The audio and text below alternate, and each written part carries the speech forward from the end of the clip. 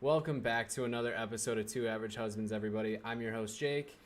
I'm your host, Kyle. Welcome back to another episode. And Jake, what are you drinking this week? I am drinking Riverlands Brewing Company's Pastry Power, which is a cherry cheesecake sour. Cherry My cheesecake? first sour on the podcast. Not the first one I've ever had, but... But that sounds like a good flavor, at least. I had a very, very minor taste of this at our friend's home brewed craft beer festival that she does. I say home brewed because it's literally just a bunch of people in her driveway sharing craft beers with each other. I had a very small taste of it and I enjoyed it, so I decided to grab myself a 4-pack of Benny's last night, so we'll see what we got here. I don't know why you would want a sour cheesecake. I mean, if you think about it, it's kind of like, think about like key lime pie. It's essentially sour cheesecake. I don't know that I agree with that, but also you want your key lime pie to be a little sour because it's supposed to be like key lime. Exactly, but it's basically, key lime pie is basically cheesecake. That's a hot take. I don't know if that is. I feel like that's a hot take. I'm going to have to That could be our weekly Twitter survey because I completely disagree with you. Is key lime pie cheesecake? It's actually one of the first thing that came up after I typed is key lime pie. FBI, stop listening to me. No, it's not, is the answer. This could have been one on the last episode for sure. But speaking of, while you're looking that up, the conclusion of our survey did not go as I anticipated. I really did not expect the winner to be a total waste of time on the space race. I guess maybe more people are on the controversial side than I am. That's fair. But it is of note now that since that news came out, also Jeff Bezos has now been to space.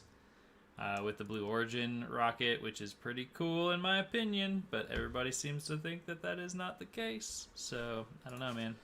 Hey, you know what? We're not going to touch on it too much because we made our thoughts known in last week's episode. So if you want to know how we feel about it, go check it out. But I too was a little surprised by the outcome of that poll. I'm not going to lie. I don't know what outcome I was expecting, but I didn't expect it to be as lopsided as it was anyway. Yeah, I did not see that coming.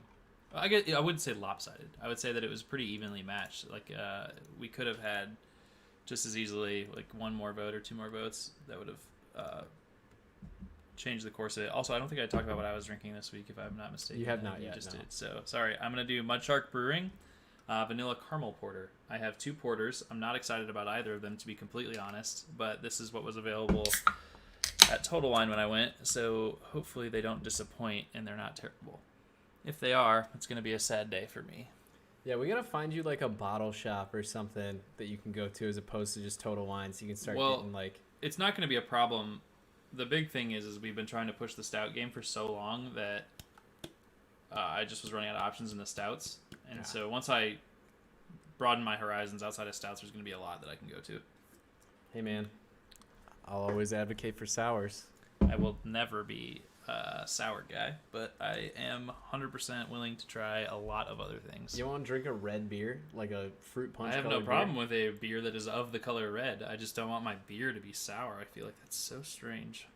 You know what? I'm not gonna lie, it is a little weird, but I like it, and so does Jess. So Jess is really the one who got me into it. It was the first beer that she liked that wasn't like Bud Light, Miller Lite, Coors Light. So I had to take my small wins as I got them, and then I started to just kind of like sours with that too. So thankfully, this is not disgusting. So there's that. There we go. Not as bad as the last porter that we had. Oh, not at all. This is significantly better than that. So that's good. That's what we'd like to hear. Off to a good start on that front. There we go. So the first topic that I wanted to bring up this week, since I believe it is my honors of going first. It sure is. You are correct. So it's something that we've talked about a little bit before, but I want to kind of hear. I've been finding a lot of new music recently. Okay. So I want to kind of hear your opinion. Who are 5 artists? They can be ones that are new to you. They can be people you've listened to forever. 5 artists that you feel people need to listen to more, or more people need to know about. Okay. That's interesting. I'm not sure how good I'm going to be at this conversation, just in general, because I let Spotify pick all of my music for the most part, because I take full advantage of the fact that I pay for that service. And so actually now, like as we're approaching football season, I would say 99.9% of what I listen to right now is football podcasts. Like, I don't really listen to music at all, but during like the non-NFL season, I just have Spotify I do like the weekly playlist that they just pick for me every single week. And so I don't really get exposed to that many artists that I'm like, oh, like I'm devoted to this person, you need to listen to it. So I'm going to let you go first while I ponder this, and then I will give you you said 5, right? Yeah, give me 5. So I'll start with my first one. The first one is a band that is a little bit newer to me. They've only been around, I think their band started in like 2017, 2018. They put out an album, and then they went away for a little bit, came back, and they've been putting out some new stuff. But it's actually a band called Point North. They're kind of like a pop punk band, but they have definitely influences from a ton of different genres. They've got a couple songs with like hip hop artists on there with them. They've got a couple songs that are more poppy. They've definitely got songs that are a little bit heavier, but they've got a really unique sound, and their vocalist John is a producer who's produced for a lot of artists that you probably a lot of listeners out there probably even heard of and don't even realize, not a lot of people get into songwriting credits all that much, so they don't probably know that he's the actual producer on it. But I just think they're a super talented band, and they're one that I would recommend everybody go and check out. I'll give a couple of songs for some of these as well. So the 2 songs that I would really check out from them, the Never Coming Home off their album Retrograde is a really great song. It's going to be more of like just a kind of like jammy pop punk song. And then their newest song is called Nice Now. It's again more of a jammy pop punk song, but it's a newer song. They put it out actually when I was in Arizona visiting you, Kyle. So I think they're a really great band. I think more people need to listen to them. Right on. But also, I should point out too that most of the people who I'm going to say on this list are also people that I have discovered through like my weekly playlist on Spotify. Well, that's the hard thing for me is because you asked this question right, and like my immediate thought is that you're wanting to hear people that are like more low key artists that like are less well known. No, it can be like big bands or bigger bands that you've been listening to for your whole life that you think more people should listen to. I'm not expecting it to all be. I've got a few that are like that are I've got probably at least one on this list that's a bigger band, and then the rest are going to be a little bit more low key. But that's just I tend to like music that's a little bit more out there. I just thought of one for sure. I feel like I can't remember which episode we talked about this on, but we were like, I think it was one of the first episodes where we were talking about like 90s artists. I think maybe 90s. I can't remember. Early 2000s. It was like 2000s it was like early 2000s alternative bands. Yeah, there's some of those that like come to mind when I think about this because I think about like kind of like a nostalgia standpoint of like what do I go to when I like go back and listen to music. But I got that's an okay one.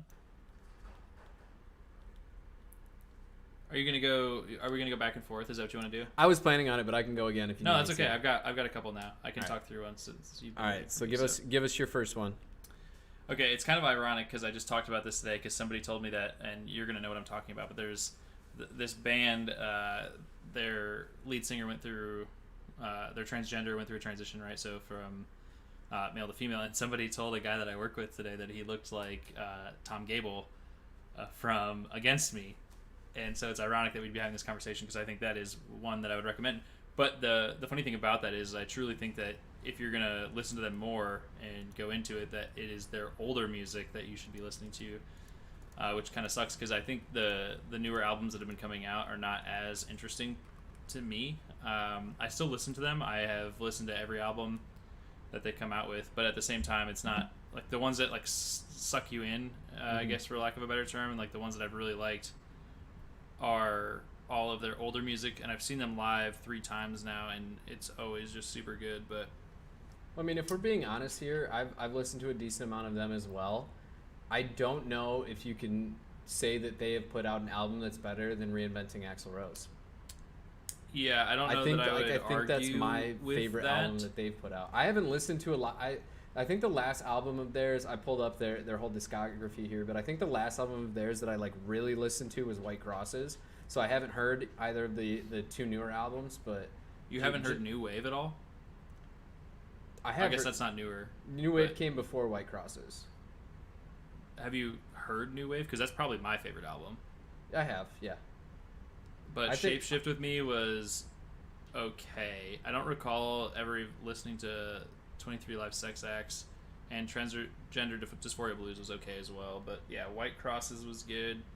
and the Reinventing Axl Rose was good too. But I think my favorite album is New Wave. Very solid Anyway, band. that's They were at Riot Fest when we were there, right? Mm-hmm. That's what I thought. That was the third time I saw them live. Yeah. Good show. Great day. Fun stories about that day. Yeah, Kyle it's falling good. asleep, chilling in the grass. I think we all Man. kind of fell asleep for a few minutes there. You at drink one for 3 point. days and all you do is watch bands. You get a little tuckered out, man. You need to take a little tiger snooze. Can't say I blame you there. So the next one for me that I would recommend people go check out is a singer-songwriter called named Jake Scott. He's got a couple songs that are bigger, and more people have probably heard of him than they realize have. His two biggest songs are called Favorite T-Shirt, and then he's got a cuter song, I'll say, called Tuesdays, which is about the story of him talking to his now wife's dad about how he wants to propose, and he's just a really unique artist. He did over quarantine. Actually, I think it might have even been before quarantine as well. But he basically did a thing where he released a single every month. And then recently he even partnered with, I believe it was Grubhub, to do a donut shop in honor of the new EP that he put out. But he's a very kind of genre fluid guy. He's got a lot of songs that are very singer-songwritery. He's got some older songs that are a little bit more country. In fact, I found him originally through like a country playlist, even though he's not a country artist by any means. But I really love his voice. I really like the structure of a lot of his songs. And it's quite common that you can find me just jamming out to him and for an entire car ride. Like I'll just put all of his music on shuffle, and a lot of it's really good. There are some sad songs in there, don't get me wrong, but every once in a while you need a little tearjerker in there. So he's somebody that I would definitely recommend listening to. And if I was going to tell you like what to listen to from him, I would pick obviously those two songs that I mentioned are super good, but a couple other smaller songs of his that I think are really good. He did a cover of Taylor Swift's All Too Well that I think is phenomenal. I might like it more. In fact, I do like it more than Taylor's version of the song. And then he's got a song called She, which is a very great song as well that I recommend everybody listen to. You're going to get a lot more in depth than I am on this, so I'm going to have to add some depth to my conversation because I wasn't prepared for this, obviously. Yeah, it's the fun of it.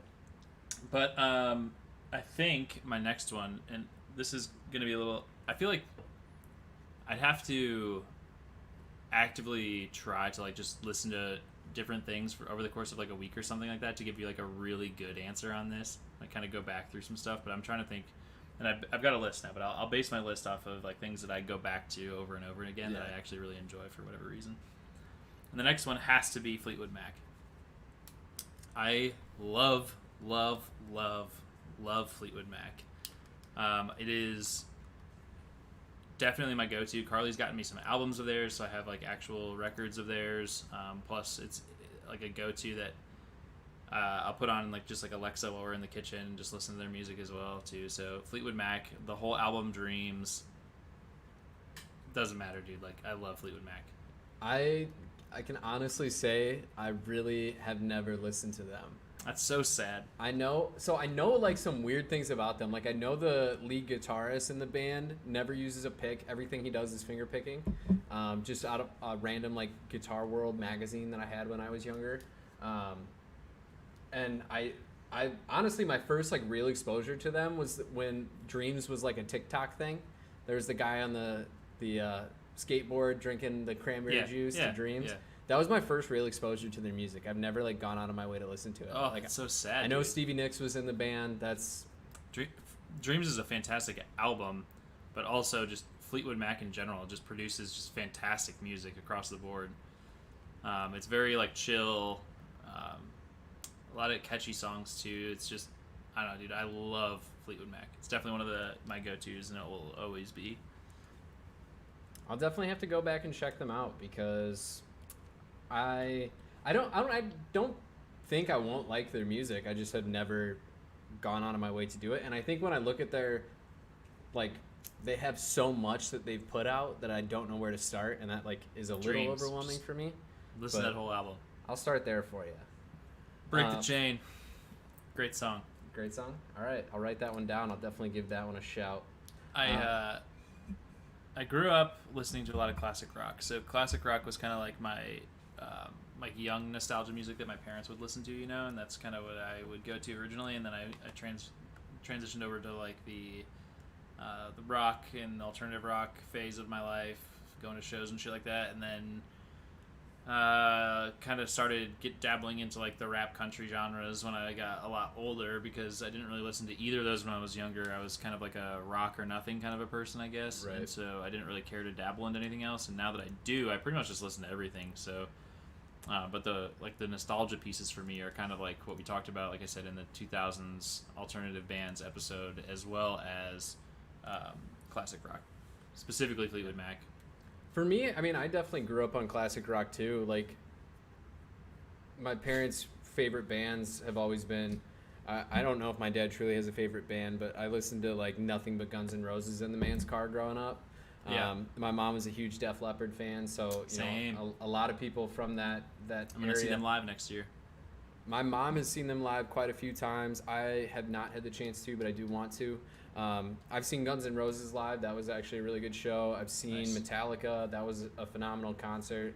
So I definitely get the nostalgia of that era. It's for me too. Again, it's kind of what I grew up on. And you and I honestly have a very similar like track with music. Whereas like I started with the classic rock stuff, went to more of like the edgy, alternative, heavier music, I'll call it, off to rap, off to country. Kind of parlayed off of that. I say that as if my first album that I ever purchased wasn't Avril Lavigne's "Let It Go," and then Mine was Kid Rock. my second one was Linkin Park's "Meteora." Oh, my mom, we listened to a lot of Kid Rock too.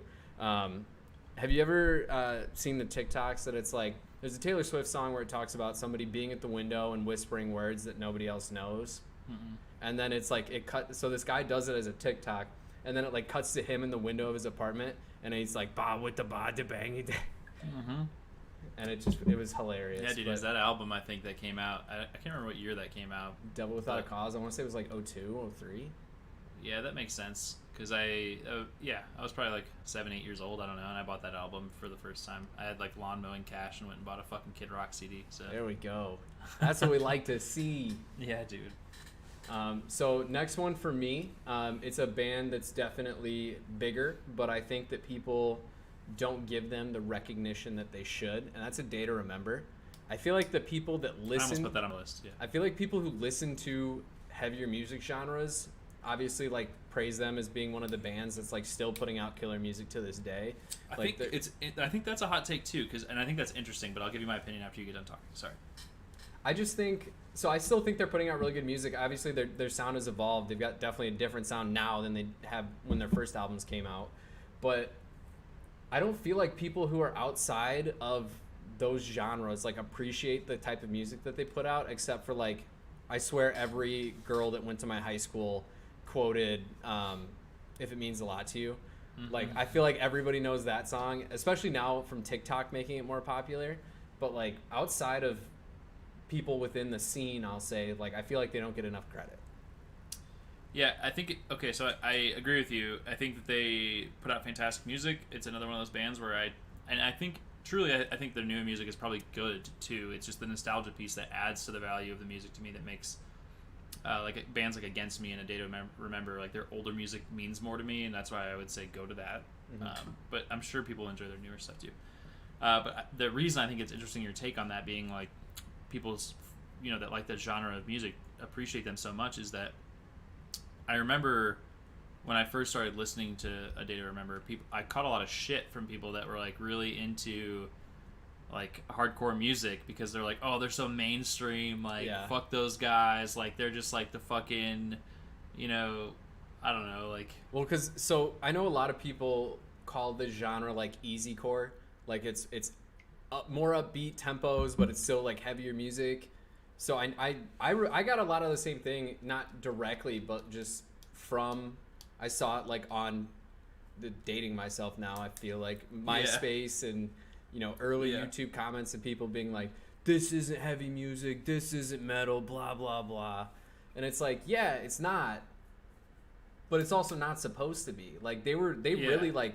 They pioneered that genre, in my opinion, and they're the reason we have a lot of the bands that we have today. Like, I think you're hard-pressed to find, like, a heavy-ish band that was started after 2010 that wouldn't say that A Day to Remember is one of their influences. That could be true. I could buy that argument. But I just remember, like, the funny thing, like, back then, right, is, like, if you're listening to something that's on the radio, it's, like, automatically not cool. Yeah. Like, oh, you're listening to the radio guys? Like, you're listening to people that are on the radio? Like, how mainstream? Like, you're so fucking... You're such a conformist. Like that's why everybody hates on Nickelback. That makes me watch South Park. Like, oh, well, yeah, same. If you listen to a Nickelback album, there's, like, the 2 radio songs and then everything else, which is why they got so much shit, but it's like... their lyrics are pretty shitty. Yeah, but it's like, if you're just, like, chilling, getting drunk with your boys, like, and somebody throws on some Nickelback, it's not like they killed the whole mood. Well, it's funny because, like, you're right. They catch an undue amount of shit, despite the fact that their lyrics are terrible. But, like, it was very listenable music, and when they first came out, like, it was super popular. Like, that was probably one of the first 10 CDs I bought was a Nickelback album, if I remember correct. Right about the same time as I probably was buying, like, The Fray and shit. But I think the album was called The Long Road. It's the one with, like, the car. Yes. Yep. Yeah, that was the one I bought that one too. Yeah. And it's funny that we're having this conversation too, because we date ourselves almost a little bit here too, in the fact that we were paying for CDs. Like, not that it's... I mean, there's still plenty of people, obviously, that, like, understand that, but it's just it's not something that really happens anymore. But part of the same conversation, like, I remember when I used to listen to Breathe Carolina all the time, and I remember when, I think it was Diamond or something, I can't remember which one of their songs, but one of their songs came out on the radio, and immediately it was just like, it's not cool to listen to them anymore. It was so fucking funny when that happened, because I saw that happen, like, right in front of my eyes, where people were like, oh, we don't listen to that shit anymore, they're, like, mainstream. I'm like, well, that was like, what do you mean?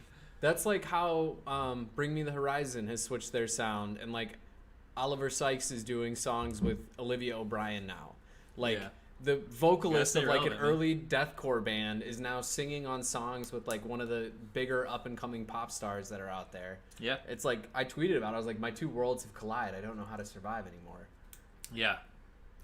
But yeah, I remember that, too. I remember being, like, on the radio, and it was right when cars started getting the capability to tell you. At least my parents' cars had the capability of telling you, like, who sang the actual song, as opposed to, like, the rolling ticker. And I was like, North Carolina, I was like, what are they doing on the radio? Yeah. And then I heard the song, and I was like, oh. It was interesting. And I knew what the song was when it came out already, so I thought that was pretty cool, because I think it was on one of their newer albums at the time. And I was happy for them. I'm like, oh, this is awesome. They made it to the radio. Like, that's great for the band. And then I just remember everybody was like, fuck them. They're mainstream now. I'm like, all right, bro, whatever. You're like, alrighty then. Yeah, that was just, you were too uncool to listen to things that were on the radio then.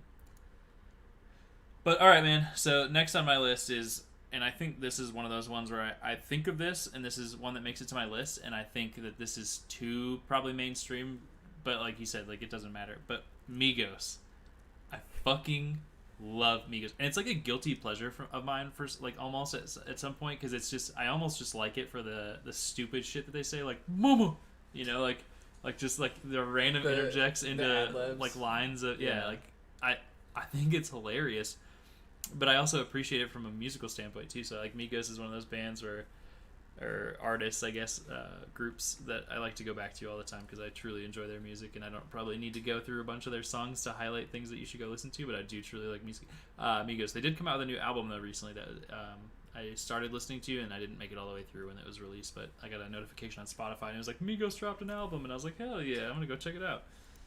I'm not gonna lie, there's a lot of rappers that I've gotten into, and I can't say I've never heard a Migos song that I didn't, like, bop my head to, but, like, I can't say I've ever gone out of my way to listen to a Migos song.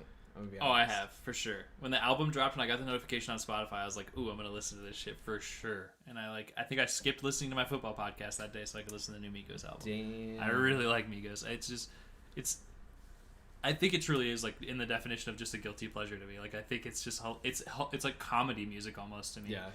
And I do remember, I can't remember when or, like, what award show it was associated with, but I think it was Childish Gambino. I can't remember his real name right now. What's his real name? Donald Glover. Donald Glover. I think he said that he thought that Migos was, like, the Beatles of our generation. Yeah. And I was like, that might be the fucking weirdest shit I've ever heard anybody say. Because, like, I truly believe that Migos is, like, part comedy, part music. And so, like, for me.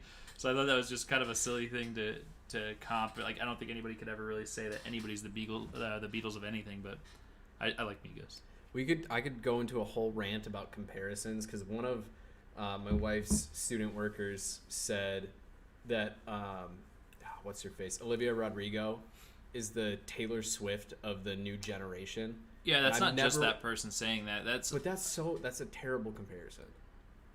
I don't know, because I think it depends on how you're using that comparison. Like, this could maybe be it's a little bit of its own topic too, I guess. So I don't want to deviate too long, but I think if you're saying like from a pure popularity standpoint and the fact that they write their own music and like there are some comparable traits between the two of them that I understand why that people make that the comparison.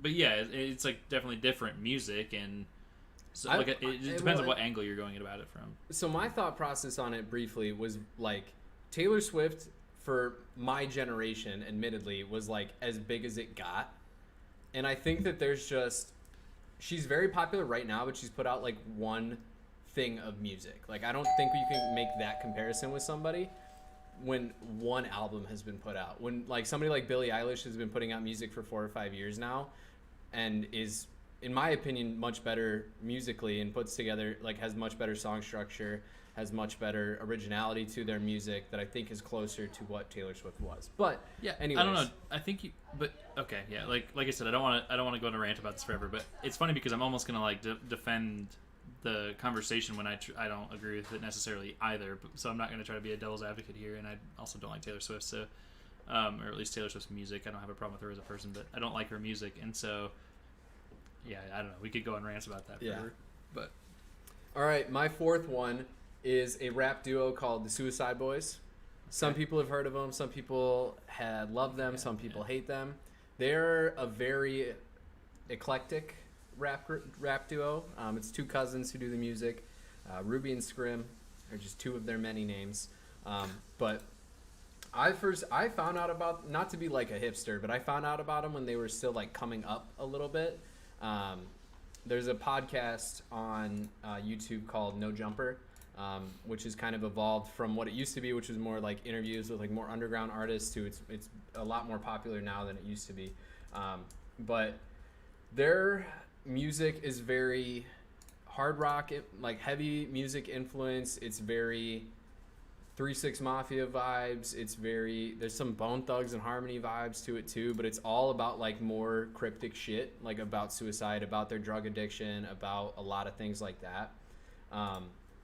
And I think Bone Thugs and Harmony is another good throwback too. I know, I would right? go back and really like. There's only like a couple songs like I tried and shit that I would actually go back and listen to probably actively, but I also liked Bone Thugs.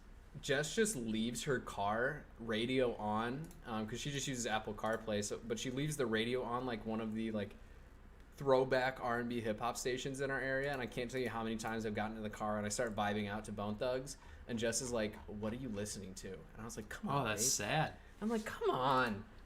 But yeah, so their music, it's definitely Suicide Boys music is definitely heavier. Like the subject material is a lot heavier. Like I said, they talk about suicide. They talk about their drug use and drug addiction. They talk about a lot of the stuff that they've gone through, and their music has progressed in a lot of different ways over the past 4 or 5 years. But I think there's something that people should definitely listen to, because I think they do have music for people who are fans of all different genres.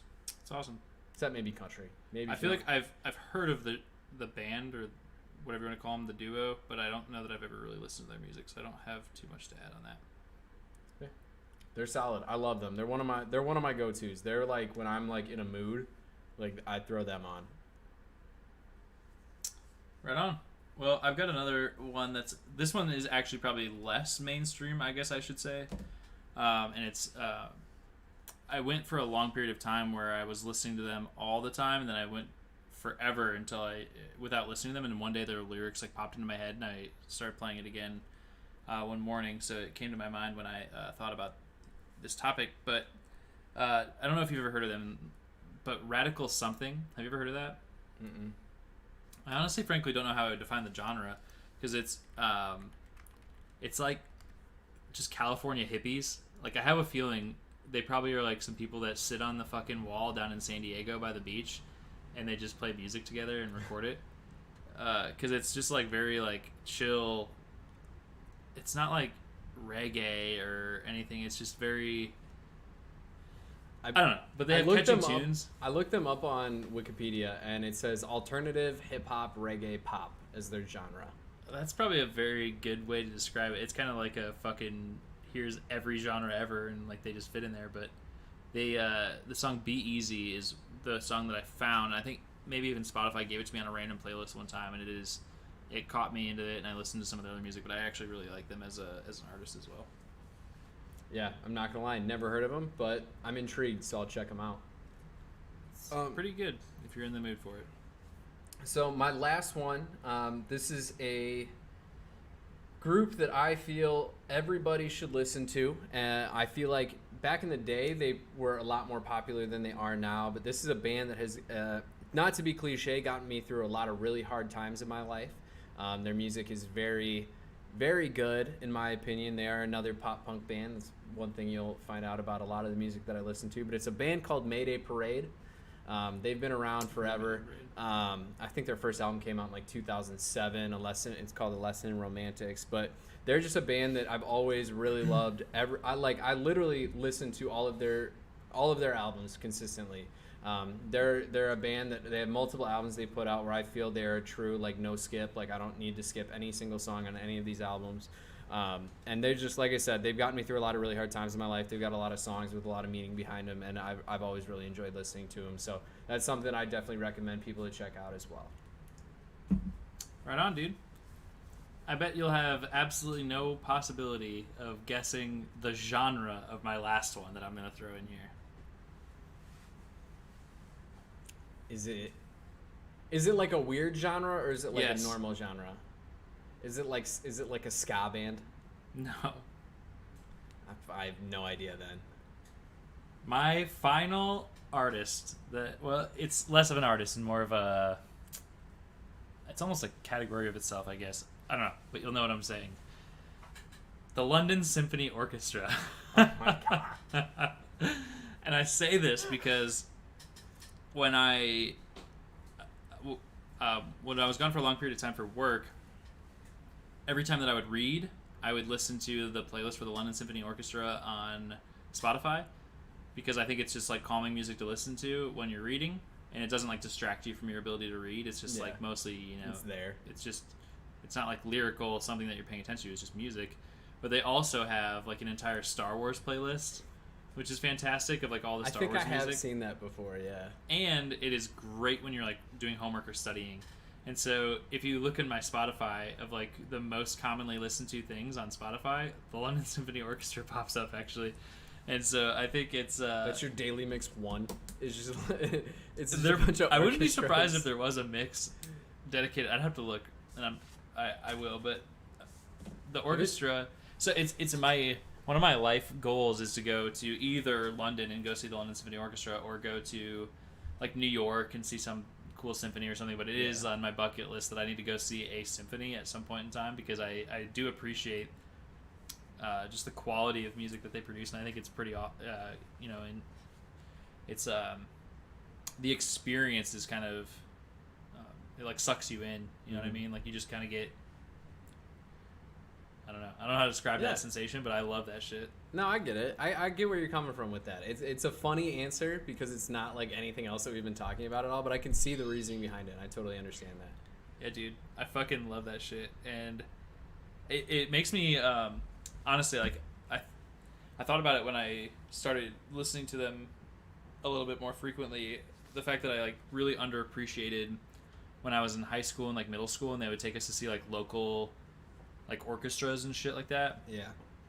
And it was one of those things like, oh, we get a field trip, so we're getting out of school, great. But, like, you never actually really wanted to pay attention or be there for, like, the true value of it. I'm sure there were people that did, but for the most part, people just didn't care. You're just getting out of school. Yeah, it was the same way for us, and, like, they'd take us to plays. And I wish I would have tried to... Yeah, we got to do a little bit of that, too, and some, like, improv theater and shit like that. And I never truly appreciated any of that as a kid, which is probably pretty common, I would say. Yeah.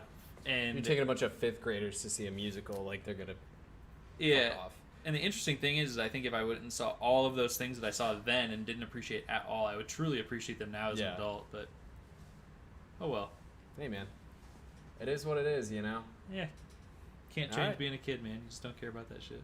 Exactly. Well, we hadn't talked about music in a while, and I've been listening to a lot more music than podcasts recently, which is weird for me. So I just felt the need to talk about it. Fantasy footballers. Shout out to my Arizona boys. I'm sorry the Suns lost. Don't need to talk about it. I watched so much basketball. I watched zero basketball, but I did go watch the finals or the final game last night because some of my friends are pretty good or pretty big basketball fans. So I went and watched, and the fact that Arizona's in it is kind of cool. So Yeah. I went and watched, and they were defeated, sadly. So Yeah, my experience watching this playoffs has been it's on the bar. It's on the TV at the bar every Thursday after softball. That's it. It's all I've watched. Yeah, I think, and I told them while we were there doing it, I think that is the first time that I have ever in my life watched a basketball game start to finish. Because I just don't care about basketball at all. I used to, but like even like a playoff game in the finals didn't suck me in. Like it wasn't like that enticing to me. It's just like, all right, yeah, I'm doing basketball things. And it's funny because I talked to those guys as big basketball fans at the time, and I said, hey, you know, I think it's kind of funny that these guys, this is what they've been doing for their careers, right? Some of them for like 10 plus years, and they miss a lot of fucking shots. Yeah. And I was like, that throws me off a little bit. And then I thought about it after I had said that, and I was like, well, in the NFL, you still drop passes or overthrow the football or drop, I was gonna say fumble. that's like on your ninja. Like, do you remember when Ninja tweeted? He was like, I don't get how there's kickers in the NFL who just miss kicks. Like that's your one job, just kick. I mean, I kind of do feel that one more specifically than any other position in football. Like, all you do is kick, and like, especially in an indoor stadium when the wind's not affecting you, and like you practice those things all the time.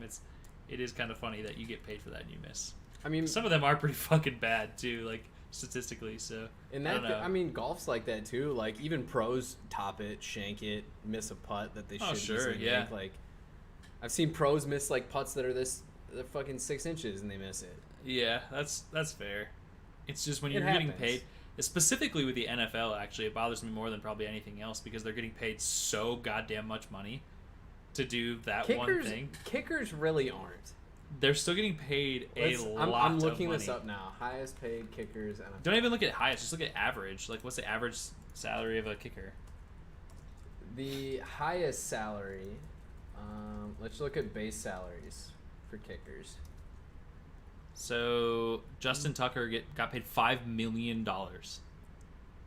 Yeah, okay. There are 19 kickers that are making over $1 million. That's 19 people that should make every fucking kick. You know what I mean? Like, I mean, yeah. Even some of these other guys, right? $1 million to do something, I'd hope I can do it. But like, they're doing it pretty well. But like, so I'm looking at a list right now of average salaries, right? And the top 50, I think, that are on here all get paid more than $650,000. Well, yeah, it's league minimum. Right, so, but that's crazy. $650,000 to kick, and you don't even have to really be that good at it. I mean, you gotta be pretty good at it. Like Justin Tucker's making what he's making because he's like the third most accurate kicker in NFL but you go to history. number 50 on the list, and he's not that good. Well, yeah, number 50 is on like teams' practice squads. But he's getting $650,000. Yeah, if you're one of the 60 best kickers in the world, like you probably still suck a little bit. Yeah, I don't know. I'm just like saying. Even if I was the best fucking. It's funny to think about. If I was the best fucking salesman in the world, like I'm still gonna suck at something. Like yeah. I don't know. All right, I'm going to review my beer, and then we're going to move on. So I'm going to give it a 7.0, actually. That's probably the best porter that I think I've reviewed on this podcast. It was actually pretty good. Definitely is. I drank it pretty quickly because it was enjoyable, so that's exciting. And happy for me because I didn't want to have to sit here and chug down a beer that I absolutely hated again, which I've had to do a couple times now. But my next beer is the Heretic Chocolate Hazelnut Porter, another porter, so hopefully this one doesn't suck too, and I can enjoy 2 beers today. I am also having a second beer here. I am drinking the Breckenridge Brewery Vanilla Porter. I actually really like Breckenridge Brewery, and I think that I've had that before. Let me see the can. It's a bottle, but... Oh, bottle, yes. I've definitely had that before. Yeah. I think it's a good beer. I give my sour a 7.2. That was a perfect sour in my opinion. That one's probably closer to a sour that you might enjoy because it's not overly sour. So the sour note in a lot of these come from lactose. So I found that a lot of them that use milk sugar as opposed to lactose typically end up tasting a little bit sweeter and less on that sour side. There was one that we had at this beer festival thing that we went to, Kyle, that I promise you, if I gave it to you, you would think it was a soda and not a sour. It was so good. I'll have to see if somebody untapped it. Which, are you familiar with Untapped? I am, yes. Good. I don't use it, but I know what it is. I need to start using it because I keep going to like these things that our friends hold and trying a bunch of beer, and then I can't remember what any of it's called, and I have to text 8 people to be like, hey, do you remember what that beer was called? But let's see. I don't like sours because if I want something sour, I'm gonna go eat a fucking gummy worm or something, dude. I don't need that in my drinks. Your gummy block. From when I was there? Yeah, my Haribo block that I had because they melted. Welcome to Arizona, but no, like we just had some trolley fucking gummy worms the other day, man. They're so good. Yeah. That's what I want when I want sours, man. I don't want a fucking beer that's sour. I get it. I shouldn't even call it a beer. It's like its own category. It's a sour ale. It's an ale, different kind of. I don't know. Anyway, time to move on. It's my first topic, and it's time we finally talk about it.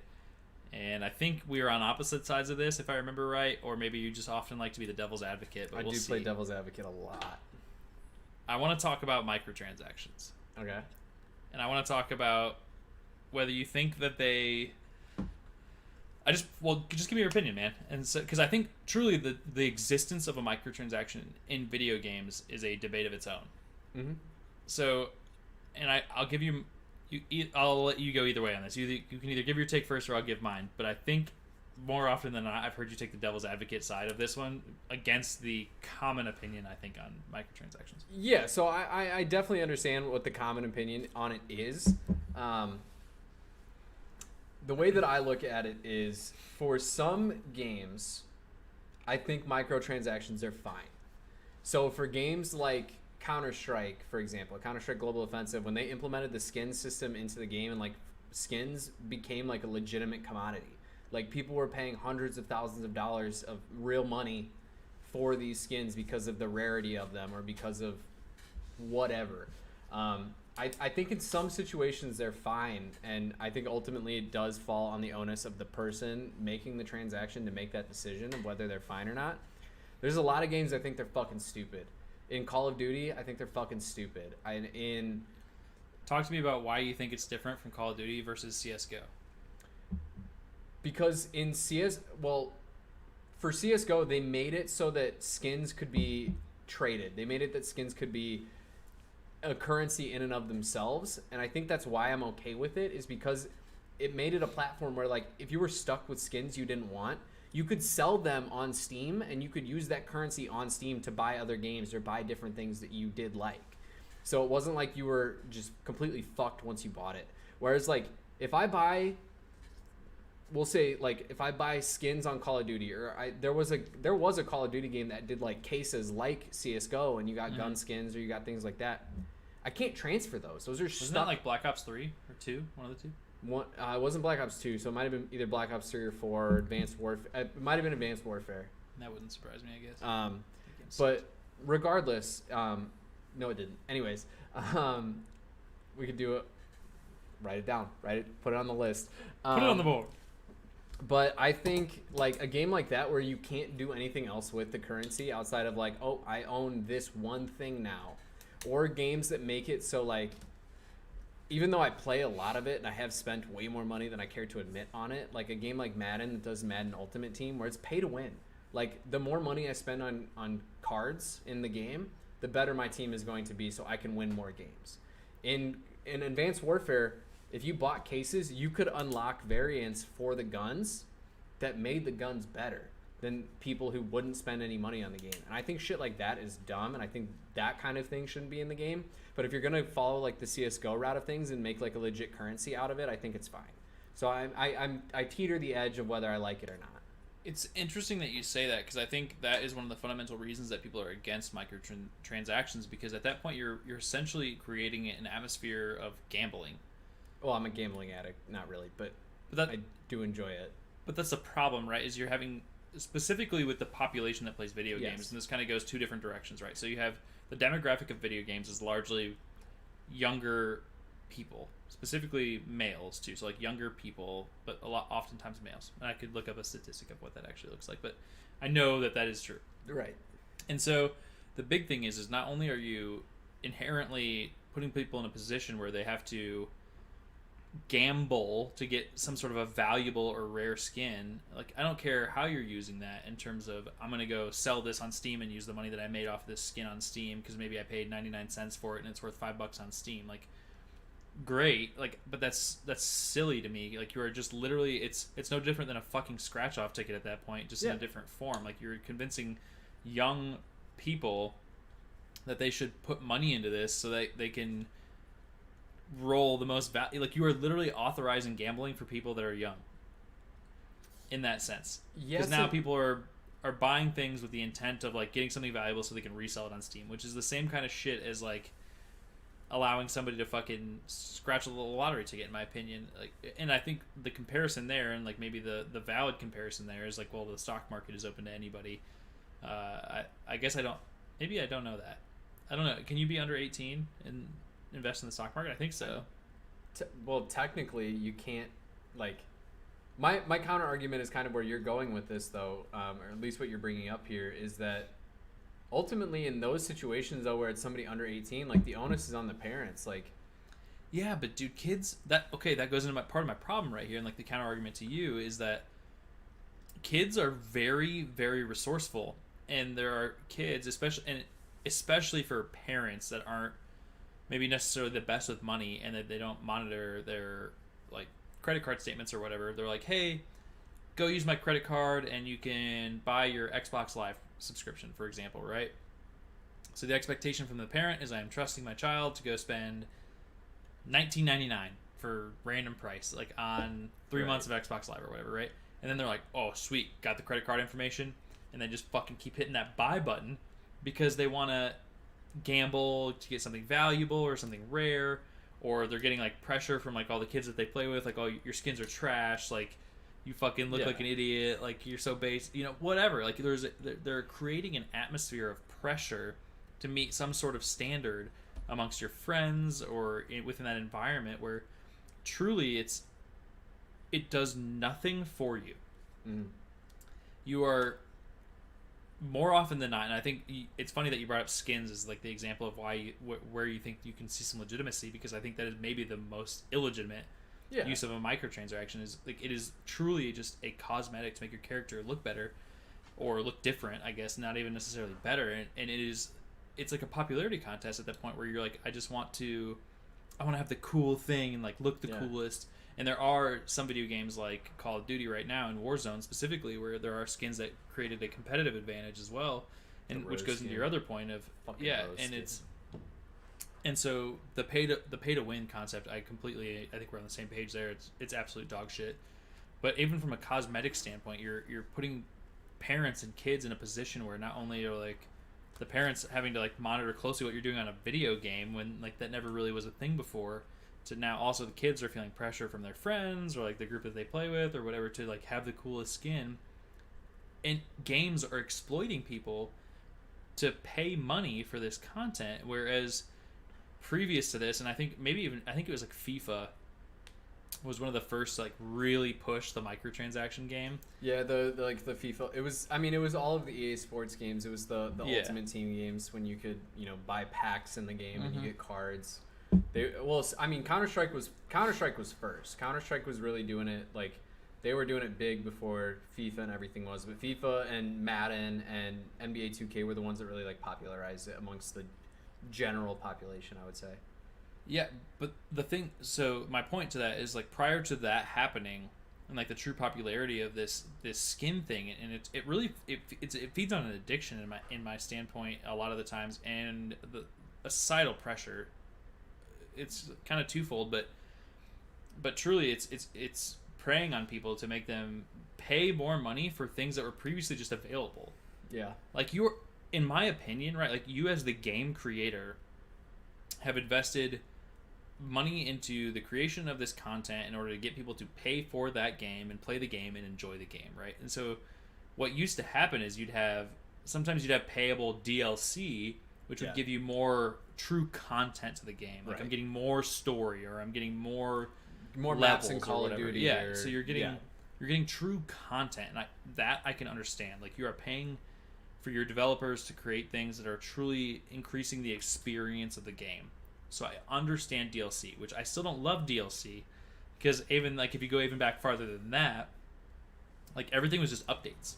Like you get updates to games because people have produced new things or offered new content or added new skins or whatever. Like skins aren't unique to microtransactions. There was skins before microtransactions, but you just got them because you played the game. Like they were a reward for doing these things. Or like in Modern Warfare 2, you get red tiger camo after you get 100 headshots, and or like Destiny, where you like go and you fight things, you beat levels, you get like different types of armor. Like there's all sorts of things that led to like you pay, or you don't pay, but you play to get more content, right? Like it is to keep you playing, you get new rewards. And so I think that is a much more true to the intention of gaming, where you're like saying, hey, we want you to play our game, we want you to love the experience, here's new levels, here's new things that you're going to unlock, like play, we want you to play because we believe in the game that we produced. But now it's, hey, we're going to quickly pump out these Call of Duty games, whether they're perfect or not or full of glitches, and then we're going to slam you with microtransactions and battle passes so that you continue to pay us money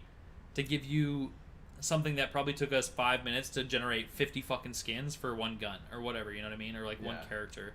And so I think it's truly exploitive on the fact on the side of the producers of these games, and they're playing on the nature of like the addiction of it, the pressure from people of it. I mean, you can almost argue that they're doing that with just the games that they produce anyway, though. Like outside of Counter-Strike, which is really one of the only games that just kind of updates the game as things go on. Like Call of Duty, all of us are spending $60 every single fucking year to get a new Call of Duty. For Madden, it's the same fucking game since 2008, running on the same engine, and millions of people are spending just $60 just to buy a new version of that. So it's just, and it's the same. It's exactly what you're talking about. It's the same thing, just reskinned. It's the exact same thing. I think that argument is more true of Madden than it is Call of Duty, because at least Call of Duty tries to, create a new theme. They do different engines, they do different stuff like that. But I think Call of Duty would be a better game if we were still playing Modern Warfare 2 with an updated engine. Yeah, I don't disagree, but I do understand that these companies have overhead, and so you can't keep pumping out these games with zero product development and like having no income whatsoever. Like I understand you can't just say like, here's Madden 99 that we've been updating since 99 with just adding graphics updates and adding new players. Like I get that they can't do that from a financial standpoint, but at the same time they shouldn't be making you pay to go, oh, we added one new football field, pay me $5. You know what I mean? Like I'd almost rather that than having to buy a new game and having microtransactions. Like if I could pick one, I would rather do microtransactions than pay $60 every single year for essentially the same game. You're doing both. But that's my point, is if I have to, like, devil's advocate, pick one or the other, I'd rather have microtransactions in game to get content when I want to get it, as opposed to having to spend $60 every single year just to keep playing the new version of the same title. But I don't understand your counterpoint, because you're doing both. You are paying $60 for a new thing, and you're paying for the microtransactions. I know, but I'm saying if I had to pick one, I would rather updated like the game updates be free, and then I can buy skins, than have to buy new games. Of course, everybody would say that. Yeah, I think they'd rather have. And that's where I'm sitting with it. Like obviously, like I said, I'm very much on like the teeter-totter of, if you got rid of microtransactions, it's not going to affect me at all. More power to you. More people probably benefit from that more than them staying in the game. But overall, like if I had to pick one, I would rather microtransactions be a thing and the content just be regularly updated. I would love to hear them say like, hey, we're using microtransactions to hedge increasing the cost of games every year. But I don't believe that that's true, because I think we know it's not. Warzone's free. Fortnite's free. Apex is free. Like there's so many, the most popular games are free. And they're still good games. That's the funny thing, though, is that that's a different side of this argument too. Is that game developers have used the Fortnite model. I truly think that Fortnite is the true driver for most of these companies, where they say we can't compete with the popularity of this game because it's so accessible. Yeah. And so they're starting to realize the value of accessibility, but they still need to cover their overhead, which is why they're doing microtransactions, which I think that is maybe one of the more fair arguments in favor of microtransactions. Actually, is like, hey, if we're gonna drop these games for free, but at the same time, Call of Duty is like doubling down, where they're like, you can have Warzone for free, but if you really want to play Call of Duty, yeah, then if you want to need unlock pay things for $60. your guns, you gotta play Cold War pubs. Yeah, and so like, I don't know, man. I truly like, and I think we can go back and forth with this for quite a while, but I hate microtransactions. Yeah. I truly do. I think they're predatory. I think it's unfair to the user. I think it's a burden on parents, specifically of younger children, to try to have to be really mindful of what their kids are paying for and using their credit cards on video games. Like in the past, like I said, like the worst damage you could do is like, hey, I'm going to get Xbox Live, and it's a recurring cost every month or 3 months or 12 months. But now it's literally, oh shit, we need to be fucking watching my credit card every day so that my kid's not spending $12,000 on fucking cosmetics on a video game. You know what I mean? So it's,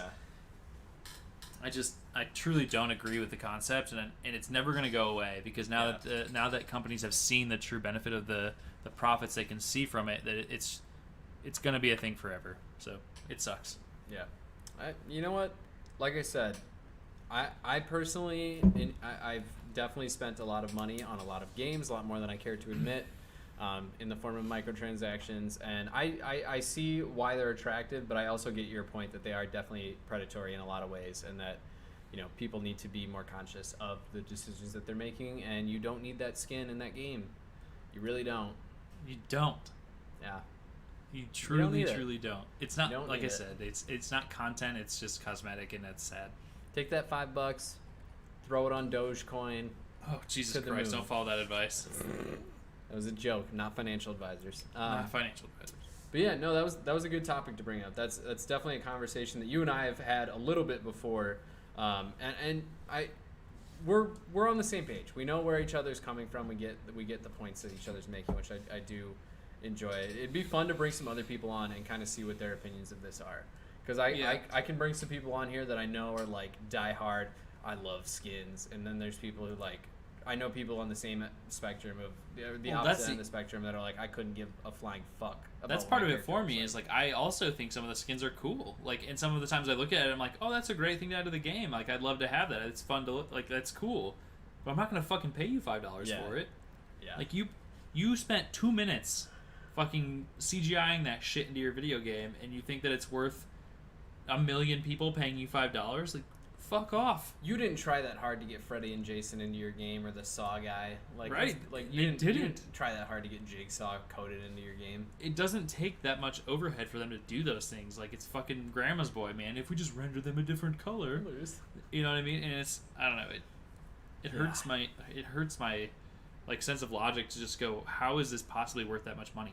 Like, if it was like, hey, pay 10 cents for this skin, you'd be like, it'd be completely it's like different. $5 dude. Yeah. And and for some games it's $5 to not guarantee yourself getting that. Yeah, and it's wild to me. That's where Madden gets me. I love watching the card art pop up. And well, see, that's the funny thing about Steam too, is I think, sorry, I'm dragging this out a little bit longer, but I think Steam, where you have like the tokens that you can win in Steam for like making achievements in video games. Like, if I think you could use those as like a currency, you can sell those on the Steam marketplace. You absolutely can, and I think that's fantastic, because you don't pay to get that. Right. You can sell them to other people, and then you can use that money in Steam. So I think that's a perfect option for the perfect like middle ground for how that could work, where you could trade that, get some money, and buy additional content for a game or whatever. But sure, but you know what I mean. Like, it's just, I think play to win is much better than pay to win, and I think we both agree on that. I think agreed. It's just, I don't know, fuck microtransactions, dude. There we go. Goddamn greedy corporations. On to topic number 2 of mine. This one's going to be a lot easier than the first one was. Don't worry. At least I think it is. It also is it's a 5 list. So a list of 5 things. What are 5 talents that you wish you had? Okay. They can be for your personal / professional gain. They could just be things you wish you were good at.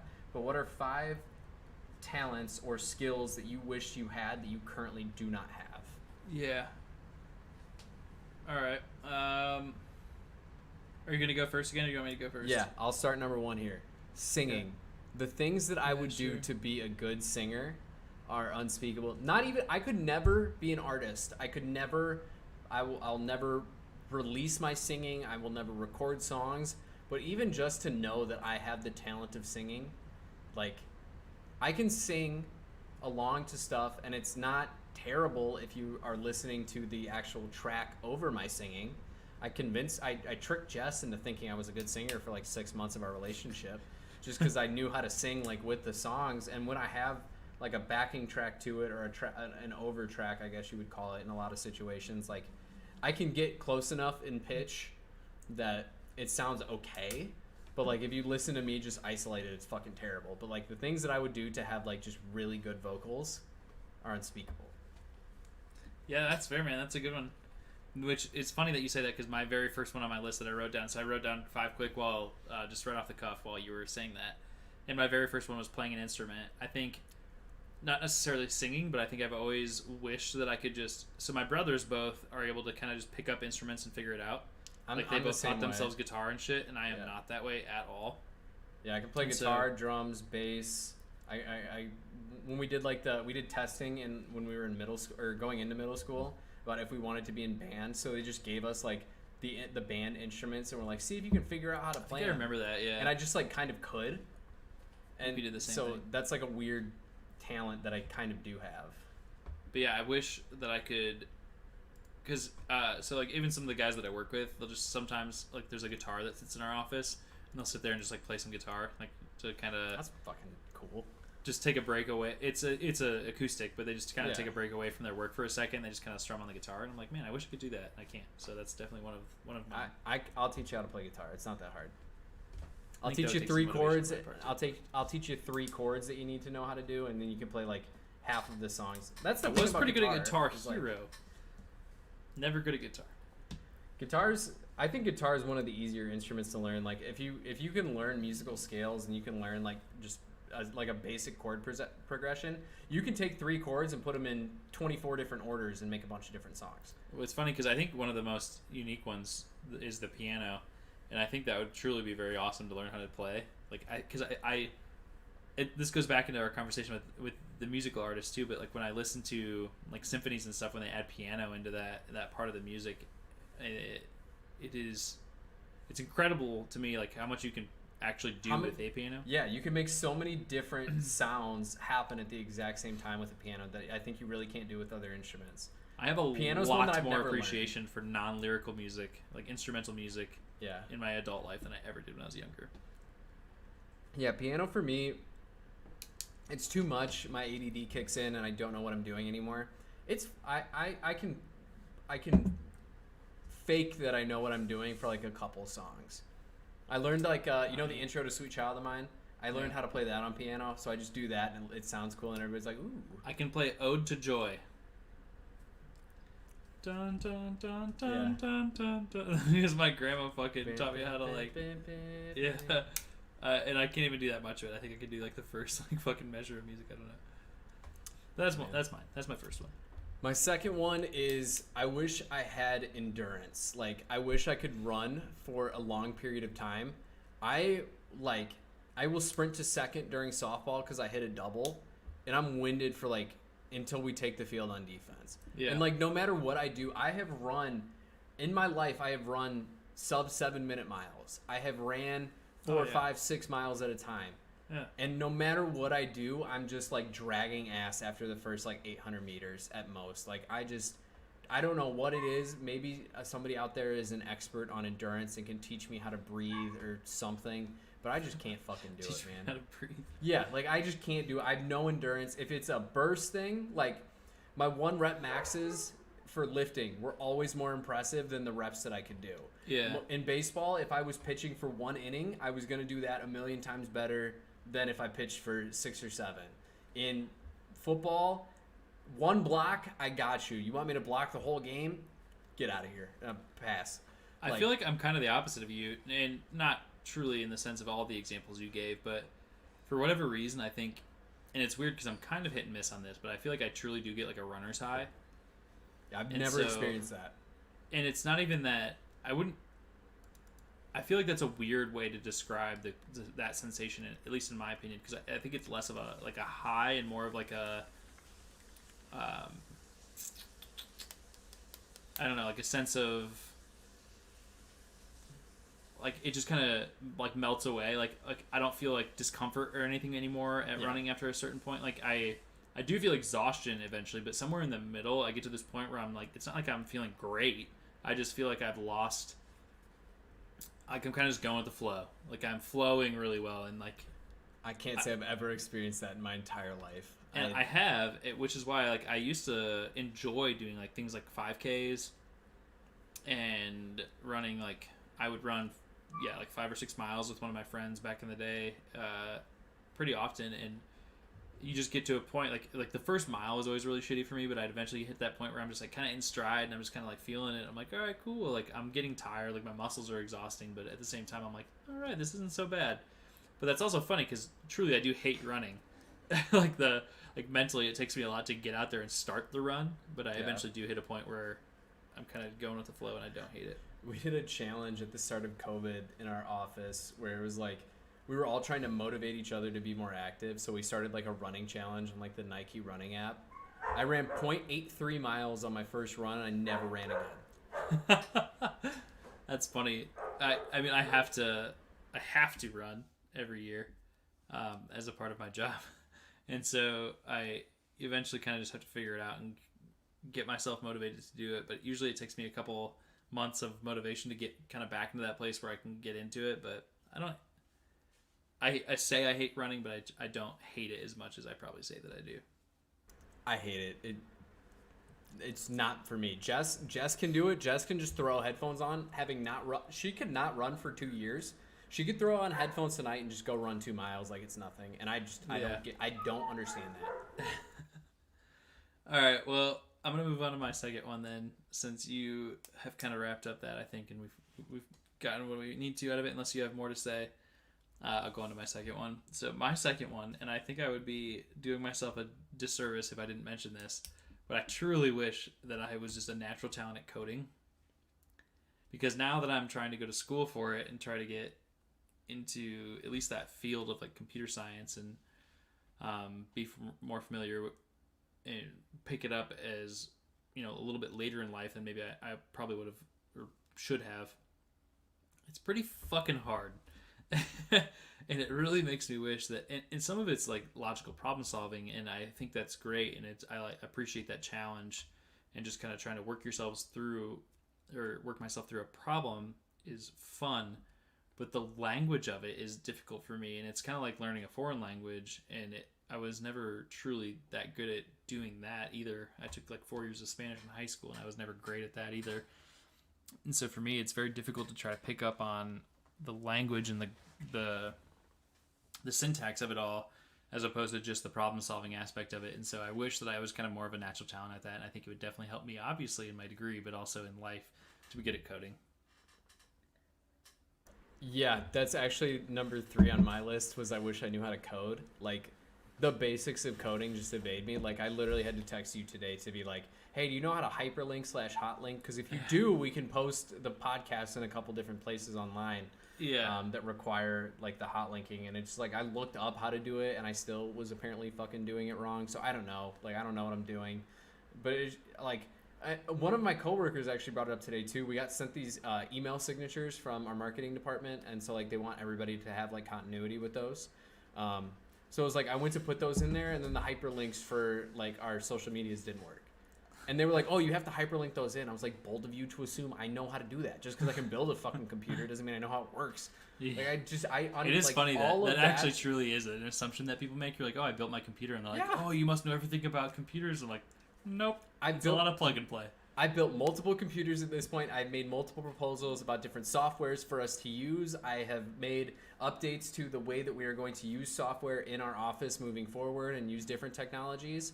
If you ask me to code one line of code at this point, I've taken classes. I still don't fucking know what I'm doing. I'm so lost. Well, that's I know like if-then code, and that's like the spaghettiest of spaghetti code I can kind of do. But one of the frustrating things to me is that I feel like it's very difficult to get beyond the basics, because I like understand quite a few of probably the basics now, But once you start getting into the next level of that, like there are so many opinions and criticisms of the exact way that you do things, or like the syntax as opposed and like certain usages of certain types of coding, and that it's overwhelming to try to dive into it. And it's like I said, if you were like a natural talent just at like picking up languages, I think that is something that we should emphasize for like younger kids now too, because they say that it's very, very easy for young kids to pick up foreign languages and multiple languages. I think also coding should be one of those that they start to teach people, because I think kids would probably pick up on it so fast. Oh yeah. And it's harder as an adult, let me tell you. Well, it's like you hear the stories of like families who don't know how their technology works, and they hand it to like a 4-year-old, and the kid's like, bop, bop, bop. Oh, there you go. Your TV is now connected to your phone. Is connected to your iPad. I mean, part of that's kind of fucking just embarrassing, and eventually it will be for us too. But like, people, I'm not gonna call anybody out, but I know an adult that recently like hit the mute button on something and couldn't figure out why it wasn't working. You know what I mean? And so like, there's things that happen like that that are kind of like embarrassing from our generational standpoint too. But it's just because we grew up with a concept of technology where some of those people did not. So it's a little bit less of that. But yeah, like in general, like in your younger years of life, you are much more adaptable and can learn a lot quicker. Right. Yeah. All right. What's your number 3? Let's hear it. Coding was my number 3. Oh, you're 2. Sorry. My number 2 was running. God damn it. 4. Get out of here. I've been drinking. Leave me alone. What's 4? So my number 4 for this is I wish that I was like an elite level driver. Like I think I'm a very good driver, but if I could be like, if you've ever seen like the videos of the guys who are doing like 130 down the highway and they're just like wiggling through traffic like it's nothing, like I think they're just idiots. I do too, but like you have to admit that there's a level of skill that comes with that where like they can do this every single day and never run into an issue. Or like NASCAR drivers, like I know everybody's like, you just turn left. Like I know there's so much more to it than just turning left. Like you're turning left at 150 miles an hour. Explain that to me. Like it just doesn't make sense. The straightaways probably require significantly less talent than the turns. But also like even just the fact that like I know drivers who can drive like that and they will never find a cop. And the one fucking time that I go over the speed limit, like my brother's one of those people too. He's very unlucky. We were driving down to see my mom when she first moved down to Texas, and I drove like the first 10 hours and I was speeding the whole way, never got pulled over. My brother drove for 10 minutes and got pulled over. I have the exact story. We were driving back from, Jess and I went on vacation to Virginia. We were driving back. I got sick as a dog on the last day there, like just had everything wrong with me. And it was the same thing. Jess drove us all the way from Virginia to Ohio. We stopped for lunch in Ohio, and I get in the car and I'm not driving 20 minutes and I get pulled over and get a ticket. After I saw a cop with somebody pulled over and I was like, oh, I should probably slow down, but I'm probably okay too. Nope, right over the hill. And of course I have an Illinois license in Ohio. Like of course, no matter how nice I was to the cop, no matter what my excuse they know you're not was, coming back to fight it. Exactly. They're like, here's your ticket. Send us your $120. Yep. It's all right. But yeah, driving for me. I wish I was an elite level driver. I'm going to move on. We're starting to run out of time, so I'm going to start pushing. But I wish I had a more natural talent for gaming, completely truthfully, because I think that I'm okay. I think I'm pretty okay at most things gaming-wise, but I wish that I was like that one step better. But I think... You wish you were me. You can say it. Specifically with PC gaming, it's a typing thing too, which I'm a terrible typer, and so I think those things go hand in hand. And you're going into computer science? Well, you don't have to be a great typer to be into computer science, but I think part of that is that I never took a typing class, which was mandatory in middle school for us. But somehow they checked the box for me behind the scenes and never made me take it. So I got away with that, and I wish I wouldn't have. That's definitely a regret of mine. But anyway, I wish I had more of a natural talent for that. Makes sense. I like that a lot. So the last talent that I wish I had is I wish I had the ability to turn off my brain. Like my brain is constantly going. My anxiety is always like wake up in the middle of the night, need a notepad. Yeah, literally. Like I wake up and I'm like I instinctively check my phone to make sure I didn't oversleep because I'm worried about if I wake up in the middle of the night, maybe I overslept, maybe if I just missed work, then if I just missed work, then I'm gonna get in trouble. Like my brain just goes off on fucking tangents of its own, and I wish I had the ability to turn that off. That might actually be my number one over singing. If I could turn my brain off for 12 hours at a time, I'd love that. Yeah, I'm with you on that one for sure. That's definitely something that would be helpful for people that have The gear's always turning. All right, the next one for me is I truly wish that I had just like this natural, pure talent for grammar and spelling. Because I think that it would be just a universal thing that just makes you sound more professional, and it would make my life a lot easier. Because I find out, like, when I'm like typing things, I'm like, oh shit, and I'll like look it up to make sure I'm right about that, or I'll like look it up. And I think it's more of like a self-doubt thing, because I think more often than not, I'm like, I'm probably right. I'm like, oh yeah, okay, I was right about that. But like I have this constant like doubt where I'm like, oh, I don't think that looks right. You know what I mean? I'm going back and forth with that. I get that. I do think I naturally have picked up on a lot of things, and I probably do it better than most. But there's definitely times where I'm like, I could make this sound better. I verify things on Google just all the time. Same. And like I said, probably a lot of it's self-doubt, but also I wish I just picked that up naturally. Yeah. And then my last one, and this is a broad one, but I think Carly, who's sitting around the corner, is significantly more creative than I am. Yeah. And I think it comes very naturally to her, where she's just creative and is constantly like, oh, we could do this, or I could create this, or I could make this, and I do not have that. Yeah, I am 2% creative, 98% not. And so it's very difficult for me to just come up with creative solutions or ideas, and I hate that. I always say that I'm creative. If you give me all of the material, I can be creative with it, but I can never be creative in what to use as the material, and like I can never start an idea. I can finish an idea really well, but I can't start it. Yeah, I think I'm kind of a problem solver in the same sense as what I think you're describing. Like I can try to make solutions for things, but I can't just naturally be creative, which sucks. You give me all the furniture to put in a house, I'm going to put it in there and it's going to look great, but I can never tell you what furniture to buy. That's the analogy I always use. Yeah, that's a good one too. I am not a creative person though. Yeah. And I hate that. I would like to be. All right. That's the end of the list right there, mister. All right, I am almost done with my beer, so I'll rank that, and I will say that this one is a 6.3. Okay. Pretty good. Not as good as the last one I had, but as far as porters go, definitely better than some of the ones we've had. Yeah, I gave mine a 4.9. That sucks. It's drinkable, but it's not. It's like trying to be coffee but failing, and it's That's sad. like it's just it's fine. You could, if you like shitty coffee, you'll like it. I feel like I could drink like decaf coffee with like whiskey in it as my like sole drink. Bold, but all right. I fucking love coffee, and I love whiskey, and so I feel like I could just do that all the time. Can we do like that next week? flavored. Can we do a whiskey episode next week? Yeah, we can. I'm not going to get that creative with the type of whiskey because I don't have that many, but I will. We can just sit here and take 2 I shots. almost actually did it care. tonight. I didn't really want to drink my beer, I'm not going to lie, because like I'm ready to get out of the stout game, and we've kind of been stuck in that for a while. And so I almost just had like a whiskey ginger ale, but instead I did this. I have ginger right off of camera. I have ginger ale. That's what we're doing next week. Whiskey gingers. Whiskey gingers, I'm in. All right. What is your last topic for the evening, Mr. Kyle? Very connected to my last topic. All right. I want to hear your take on pre-ordering video games. It's the stupidest fucking thing in the world. Okay, tell me why. Because if you pre-order it, more often than not, the only reason to pre-order things, David, you know what? We might just need a guest next week. If so, write that down. We will. Who's David? He's one of my coworkers. He's a good dude. Oh, I see the comment now. I was like, what are you talking about? Yeah. So yeah, David, talk to me at work. We'll work something out here. But yeah, so for me, the only time I've ever pre-ordered a game is like when I happened to go into GameStop and they were like, pre-order the game, we'll give you a $5 gift card. But like, there's just no benefit to it. Like, especially 10 years ago, sure, when there was limited quantities of everything, and you had to get the disc specifically for the game. But now everything's digital. Like, if I pre-order a game, all that means for me anymore is the game downloads. As long as my computer or system is on, it downloads when the game releases. Well, I think it's funny that you say that too, because I think that is one of the interesting takes on this. And I agree with you.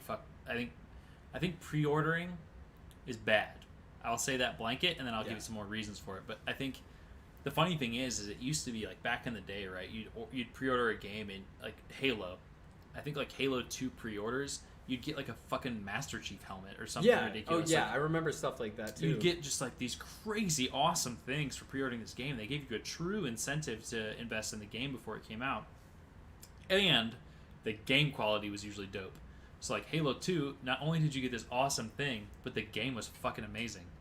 Now, everybody does pre-orders for everything. It's not just like the hot titles that you're pre-ordering or like lining up at midnight for. It's every single game you can pre-order. And so not only are they really not offering you a tangible benefit, but I use things like Anthem as an example, where you pre-ordered Anthem and you paid maybe $60-$70 depending on what version you got, and the game sucked. Can we it talk was about fucking terrible? How Dane made us buy that game, and then I beat the first level 19 times, and it would not let me get past the first level. Well, that's how it was for me with what the fuck's it called? Cyberpunk. Yeah. And I know you didn't have the same glitch, but I played the first level 3 times before it let me progress, and it's like I pre-ordered that game. Yeah. And I still did it because well, honestly, that one was a gift, so I can't say that I did it. Like, somebody paid to pre-order that for me for, like, Christmas or something, but, like, it was... I was legitimately behind the hype for that game, and the problem with pre-orders is they are hype-based. Yeah. And so unless it's a true series of game, like, so I can see it... I truly can see this for more of, like, your standard games, like your Call of Duties or Battlefields, because even if the game isn't the greatest thing that you've ever heard of or seen or played, you're probably going to play it. Like, I wasn't that stoked for Call of Duty Modern Warfare, the one that's out now with Warzone. Cold War, which turned into... They merged the two for Warzone. Yeah. And so I wasn't excited, honestly, for either of those games, but I knew I was going to play it. Right. So it didn't matter. Like, I could pre-order it, I could not pre-order it.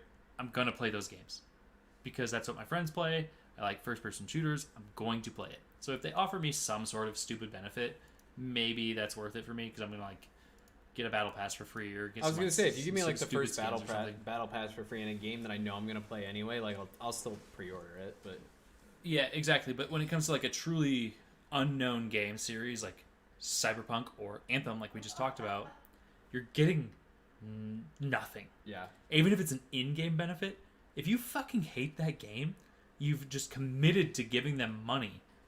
Yeah. Rather than wait, at least you should wait to do a pre-order until you hear reviews from, like, the guys that get the pre-releases of the game, like game reviewers and like, magazines and shit. Wait until they come out. Like, IGN has a lot of people have mixed feelings about IGN, but even IGN, like, if they come out and they're like, hey, this game is a total flop, like, maybe I shouldn't pre-order that. Like, maybe I should fucking wait for some true gameplay to come out and see what the game looks like.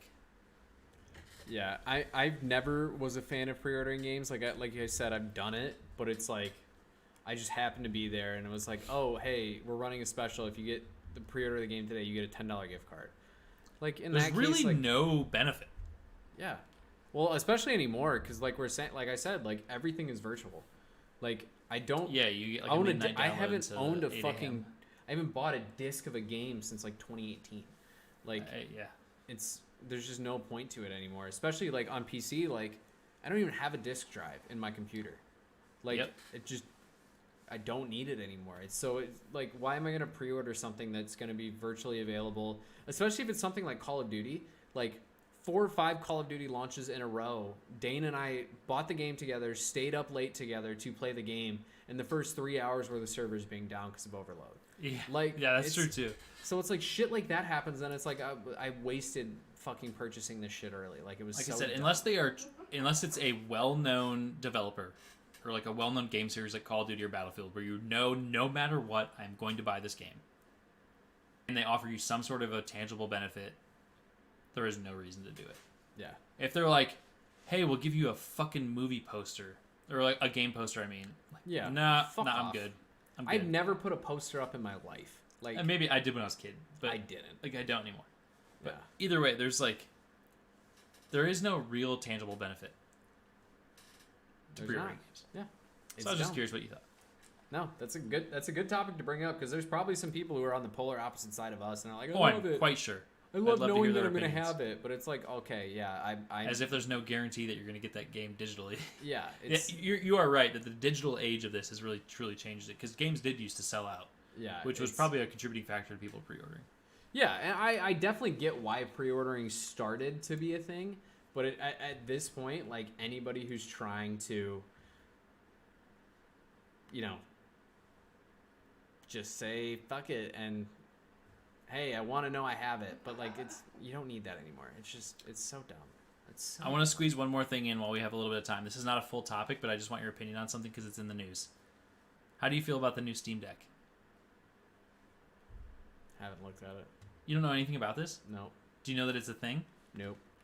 Are you serious? Yeah, 100%. I have no idea what you're talking about. Oh, Google it. I'm doing that right now. Steam Deck. The new Steam Deck UI. So Steam has released a console now to compete with the Nintendo Switch. It is a handheld console based off of Ryzen, and it is a Steam interface that is mobile. First impression of it, just looking at it here, it looks better than a Nintendo Switch does.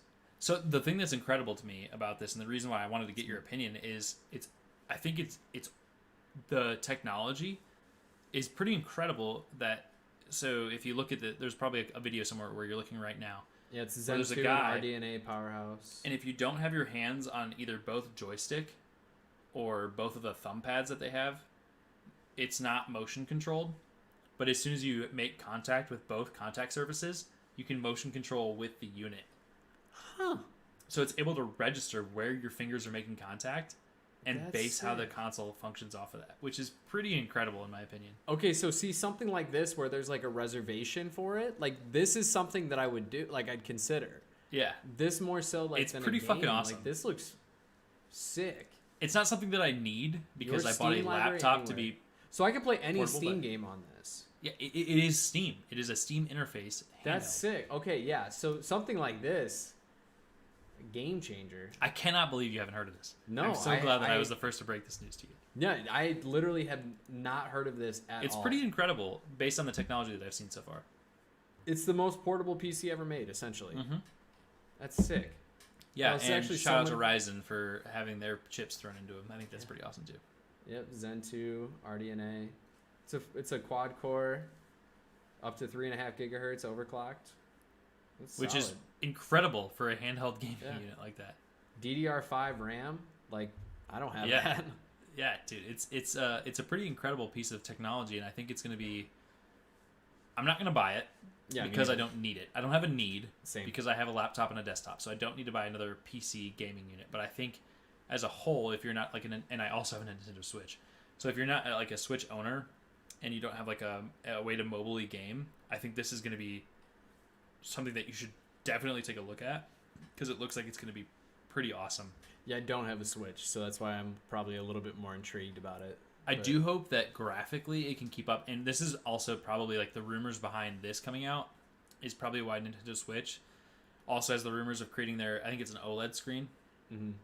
and they're about to drop that too, so they're going to have a new version of the Nintendo Switch as an OLED screen, and that's going to be more of a competitor for this unit as well. But I think the biggest problem I have, and I don't mean to make this a whole topic like I said, so I'm going to just briefly say this.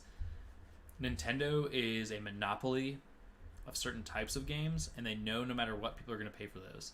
Yep. And so Nintendo never changes their prices. They never really offer deals, and if their deals like are available, it's like $1 off. Like their Yeah. deals are pretty shitty, and so Nintendo doesn't focus on the price base for the user. Steam does. Yeah.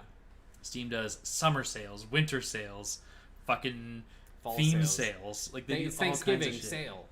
And so I think it is going to be a very, very cost-effective mobile gaming unit. And I think it's going to be pretty awesome. And I hope that I get to play somebody else's because I'm probably not going to buy my own. Yeah.